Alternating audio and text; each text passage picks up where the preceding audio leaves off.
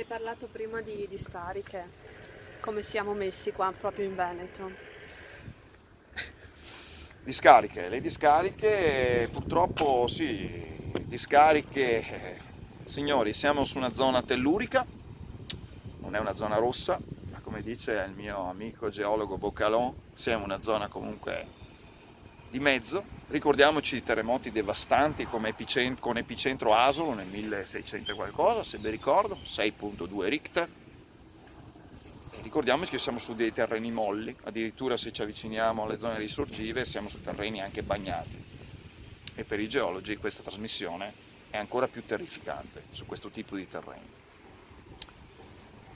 E già il fatto di fare discariche, anche sull'altopiano di Asiago, ambiente carsico, ambiente comunque dal punto di vista tellurico attive, o comunque farle nelle zone più vicine anche ad Aso, se vogliamo parlare di epicentri, ma ce ne sono stati anche nel Trevisano epicentri. Un movimento così, chi ci dà la garanzia che teli e controteli, se fatte bene, sto parlando delle ultime discariche perché se volete parliamo anche di quelle vecchie, riescano a tenere questi teli.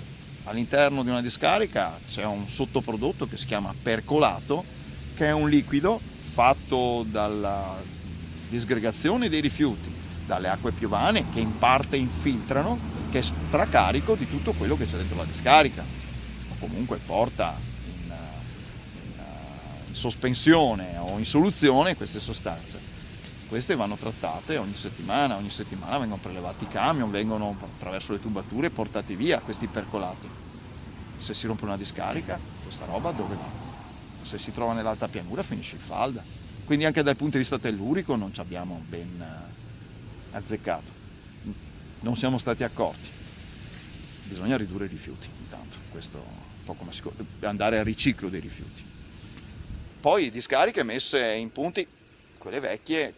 Ricordiamoci che le discariche poi liberano anche biogas, poi dipende dal tipo di discarica, perché se di inerti non mi preoccupo più di tanto.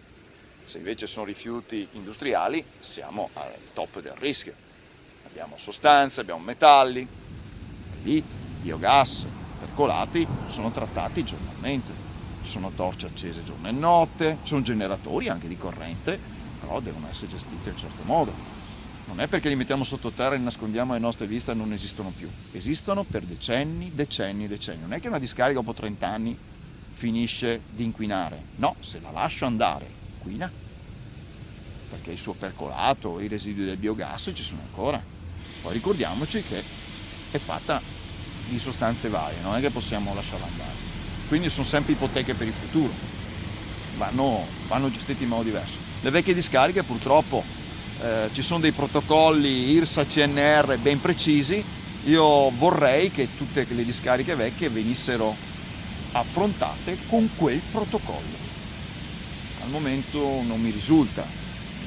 Qualcuno mi porta dei documenti di una discarica dell'altra, ma io questo non lo vedo. Poi una discarica dei pozzi spia devono essere gestite allo stesso modo che prima abbiamo sentito, parlato, se no altrimenti si rischia di non individuare un potenziale rilascio.